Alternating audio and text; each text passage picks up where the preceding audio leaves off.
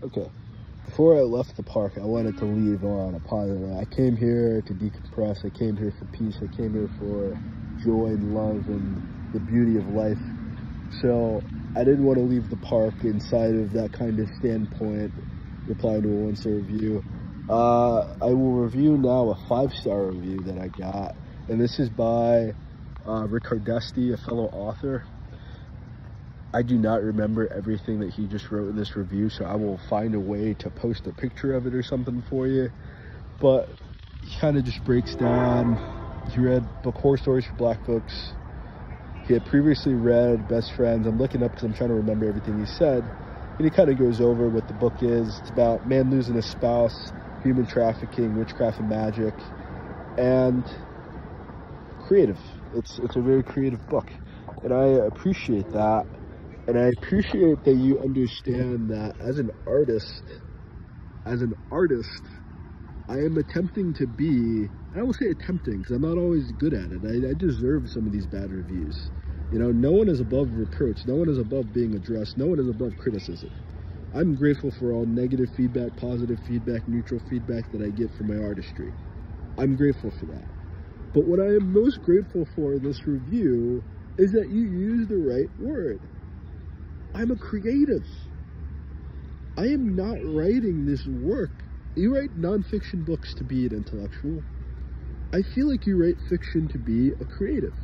So with this book, I wanted to take, well, honestly, I would also say the first book, this is also like kind of a course through my overall writing style, is that the first book, Family Man, was literally the first short story I've ever written. I wrote that for a short story class in college, right before I left college to become an author. And I wrote it for Patrick Lyons, was my teacher. I believe he is an author too. I've not been able to get in touch with him. If he has passed away, then God bless his family and God rest his soul. But people absolutely hated the story Family Man because of the ending. They did not like it because it seemed very Stepford, it seemed very surreal. And then it kind of just ends on this very abrupt, very awkward kind of note of, you're just kind of wondering, where's this guy's wife? Oh, she is no longer with us. She's deceased. And that was definitely, I got so much joy out of that. I got so much joy hearing the reviews in my class for that I knew, I was like, this is definitely something I want to do for the rest of my life. Because the way you all reacted to this was like phenomenal. It was the best thing I could have possibly have expected, because that was the whole point of it. It was to get that kind of reaction. The second book, Curious Night at Madame Lalaury's, that was just, at that time period, it was a different phase of my life. I was obsessed with the idea of becoming a millionaire. I had the account Millennial Millions, millions for, I think it was like 1,000 generations, building wealth for 1,000 generations. And this just took me to a different type of place, because at that time, everything with Andrew Tate was coming out. I think there was a little later than that too that I actually found out about Andrew Tate. But I was like looking a lot into like what was going on to the world, the sex trafficking, the human trafficking, the child trafficking. And I felt like something needed to be done. And I felt very helpless. I felt very powerless to the situation. And in those moments, I feel like you can always create. You know, you may not be able to stand against every single rapist in the world, but you can write something that denounces all rapists. You know, you may not be able to stand against every single misogynist in the world, but you can write an empowering story about women, or you can write something denouncing misogyny. You know, it was a very critical line here in this book, because you have like the impossible white man trope, which you're gonna take this average looking guy who probably couldn't fight his way out of a cardboard box, and he's like Tom Cruise, and he is just going to be doing all these amazing, wonderful stunts that no average person will ever freaking do. Like, it's impossible what he's doing, but it's every single trope. I wanted to kind of toe that line for this, and I wanted a very vulnerable, very strong protagonist that in a fair fight, no problem whatsoever. But I wanted to really exemplify what it's kind of like being black in America, because life isn't about physical strength, you know? It's about mental fortitude. It's about emotional fortitude, and and a lot of other things. But it's not really about how much weight you can lift or how big you are being a former athlete like Kenny Miller, or how much money you really make. It's about what you do with that. So Kenny is put in a very critical situation here in which his power is completely taken away from him. His mental faculties are completely taken away from him. And perhaps his wealth helps him out, but honestly, even his money does not help in this situation. He is put completely at the mercy of the wolves in this book, and it is simply down to just who he is as a person and his courageousness and his bravery as an individual, knowing that he's walking into danger, knowing that he's walking into a terrible situation. Maybe that at first he walks in a bit foolish, like most protagonists, like most heroes. They don't necessarily want to be the hero. They don't necessarily want to do the right thing, or they're not even aware of what the right thing to do is. Kenny's just trying to buy a house. It doesn't take long, and the fight isn't just about Kenny.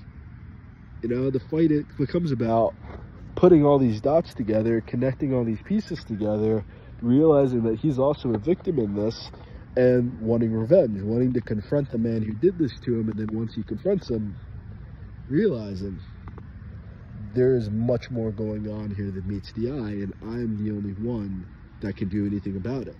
Maybe a decade from now, someone else might come along. Maybe 5 years from now, someone else would come along. But it's this type of situation that I want people to get into, white, black, or otherwise, male, female, trans, whatever your background is. I want people to get into this mentality of, if it is not me, then who is it going to be? Because there's a lot of diffusion of responsibility. Kenny could have just ran away. He could have just said, I'm scared, I don't want to do this anymore. He could have just gone home.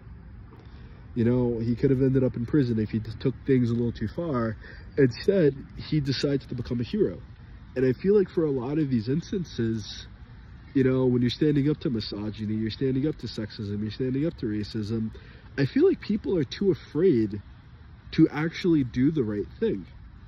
Oftentimes we laugh along with the joke, we'll oppress and we'll criticize the person who's offended by it, but we won't really necessarily take the standpoint of, this person is wrong for being a misogynist. This person is wrong for being a sexist. And I respect that. One of the reviews I do, someone took that stance with me, and while I did find it baseless, I do still respect in many ways that they even did it to begin with, because it's very important. It's very important to be able to take that stand that if I am not the person who does the right thing, who will? Because if you're just waiting for the next person to do the right thing, if you're just waiting for the next person to be the hero, that's why all these problems precipitate as long as they do. That's why all these issues and conflicts blow up the way that they do. Because at any point in time, anybody could have stopped going with the crowd. They could have stopped going with what was popular at the time. They could have stopped going with what was profitable, and they could have done the right thing. In my life, I'm not that old. I'm really not. I'm not that old. But in my 30 years of life, most people don't do the right thing. Most people fall in this very weird, neutral kind of category. Most people kind of end up with the crowd. They just do whatever's popular. They just follow whoever's popular. And then, sadly, a lot of our heroes, a lot of these people that we hold up to these pedestals, they don't meet expectation because they're simply human. If you're looking for your president to end child trafficking and human trafficking, it's probably not going to happen because he has all these other concerns that he has to follow. He too is just a follower. As much as you would like him to be a leader and you would like him to be something he's not, his only job is to follow the policy that's already set in place there. You have to have someone like Kenny Miller who's willing to go against the grain, who's willing to go against what's expected, and they were completely not expecting Kenny Miller to return to that house. They were not expecting a 70, 80-year-old man to stand up against racism and fight a dude who's 30, 40 years his junior to save a black man's life. Like, Martin Schultz had no reason to save Kenny Miller. He had no reason to intervene, but he did. So you need more guys like Martin Schultz who are willing to, even if you don't feel like you're going to win that fight, you're willing to fight. Even if you don't feel like you're going to come out on top like Kenny Miller, Kenny could have got killed. You know, when Kenny's in the basement trying to save everybody, you know, they could have very easily turned against him. It takes a lot of faith for Kenny to do what he did, and it takes a lot of self-confidence for Kenny to do what he did. And I think maybe those are two critical factors in life that are missing, is like, not a lot of people have faith, meaning like outside of self, you know, something bigger in who you are, that things are going to turn out right, that things are going to get better over time. And not a lot of people have that internal confidence in which you're going to accomplish what you need to accomplish no matter what. You're going to do a good job no matter what. Most people are very shy. Most people are very easily intimidated. Most people are terrified out of their lives to go against the grain. And that brings me as well to the last book, because if anybody encapsulates that as a character, it's definitely Morgan Ellis. Morgan Leonticus Samira, whichever name you know him by, depending on what books you read. Soldier in the Witch Coven. That was just supposed to be a fun read, fun, sexy read. But I guess it was also about COVID. The second book was also written during COVID, but it wasn't written specifically about that. It was written specifically about the topic it was written on. The whole concept of COVID-19, the entire concept of the pandemic seemed very weird to me. And the fact that, I knew for a fact, like day one, I knew for a fact that like coronavirus had been a thing for quite a long time. Coronavirus was literally on the back of your Lysol cans for decades. This disease has always existed. But the way that this kind of came to be, the way that this like whole thing happened, the way that it was orchestrated, the way that everyone was quarantined inside their house, the way everyone was kind of just bottled the way that they were,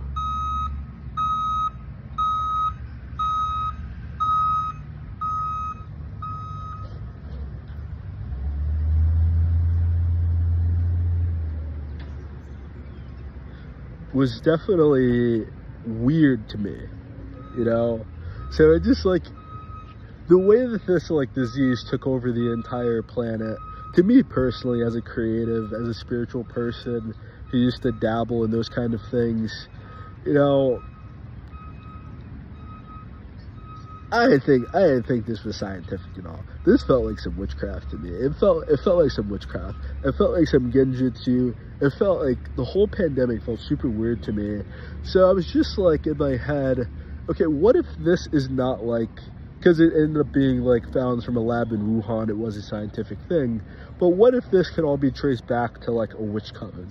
What if this is just some crazy demon guy who's trying to hold the world hostage for money, used to be a good guy, maybe, but the temptation of money, the temptation of power, the temptation of like endless wealth, you know, it's an all corrupting factor. It's an all corrupting thing. And even for those who ended up, you know, being highly involved within the pandemic, arguably they did what they did for profit. They did what they did to make a crazy amount of money. Have a wonderful day. You know, it was a horrific, horrible thing that people had to go through, but the way that people had to endure it and the way people had to go through it, it seemed very fishy. It seemed very weird. So Soldier in the Witch Coven was about my theory at that time that this was all witchcraft. It was all just occult magic. It was all just not a hoax, a very real precipitating threat, but it was a threat that wasn't going to be fixed by modern science, which ultimately it kind of wasn't. You know, even the idea of people getting the vaccinations have actually made me sick. I don't think the vaccines did not come out when I wrote this book, actually. The vaccines did not come out for months, if not a year later, I believe.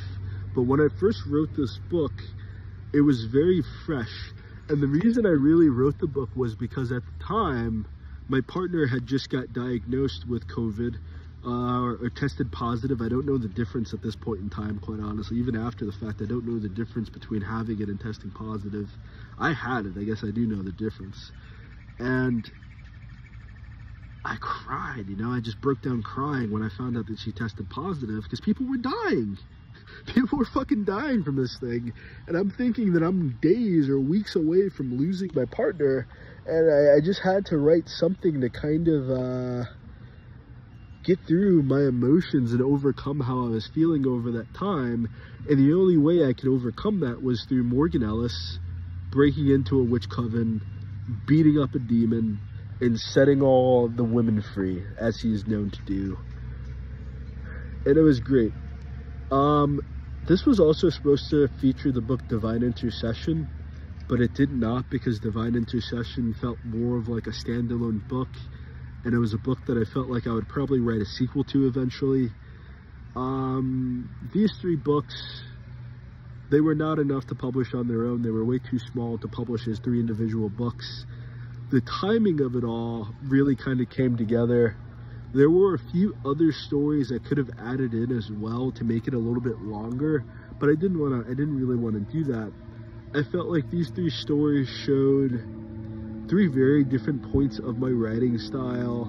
The very, very beginning, the first short story I ever made, the middle book, the middle book was kind of like an intermediary step within my writing development, that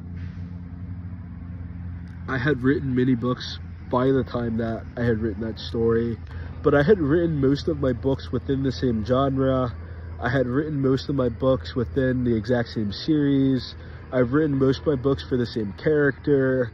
It was honestly the first time in a while that I had written something brand new, completely different than anything I had written before. And it was a major step in kind of breaking that chain, and breaking that kind of cycle that I was going through of only being inside of this very unpopular book series that only a few hundred people have read. What developed over that time was the last book, Soldier in the Witch Coven, in which I kind of went back to the roots of what I was writing. Oh, hi, I didn't see you the first time. Have a good day. Thank you, sir. Of course. Thank you. It's a beautiful place I grew up in, Maplewood, New Jersey. But Soldier in the Witch Coven was kind of coming back to that after writing a new style, after writing a couple new books during that phase, coming back to revisit the character Morgan, and this process that kind of developed because Boyhood wasn't finished, Youth was not finished, Youth still is not finished actually as I'm recording this, and just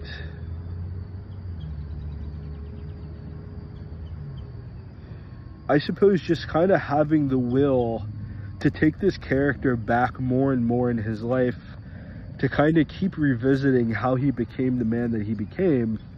And I felt like it was a great step within the writing process, because it doesn't really fit the normative of any of the books from Morgan that I have written. It's a very different side of Morgan, because more of the older stuff is him brooding, him before a lot of this pain, him after he has died. And you don't really get a lot of glimpses of Morgan's entire life. You don't get a lot of missions of Morgan. And it's something I wanted to do for a while, was just write different missions of Morgan, different, just kind of like experiences that he's gone through. And I really liked how it turned out. Again, these were all just to be creative. These were all just to have fun. Anytime I write, I'm writing to entertain myself. I'm writing to have a good time, to have fun. And if there's a moral in there, then great. But if not, then it's also great. The sake of this book, the sake of the writing, is purely simply for entertainment purposes. And I don't want people to be confused by that. I don't want people to lose sight of that. I'm here to entertain you. The beautiful thing about this book is that it all got all 5-star reviews. I'm going to go through them. I don't know if I will ever record at this location again. I might. I don't know.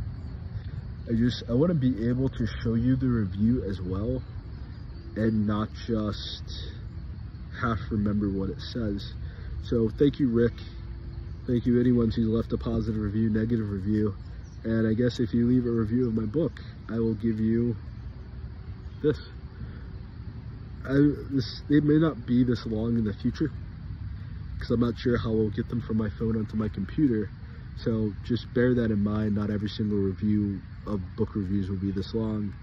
But I felt really hyped up from the first negative review that I gave, that this just kind of carried over into the same kind of function.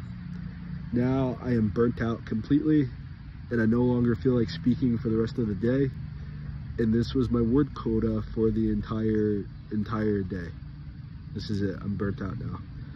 So thank you so much. Have a wonderful day. Peace out.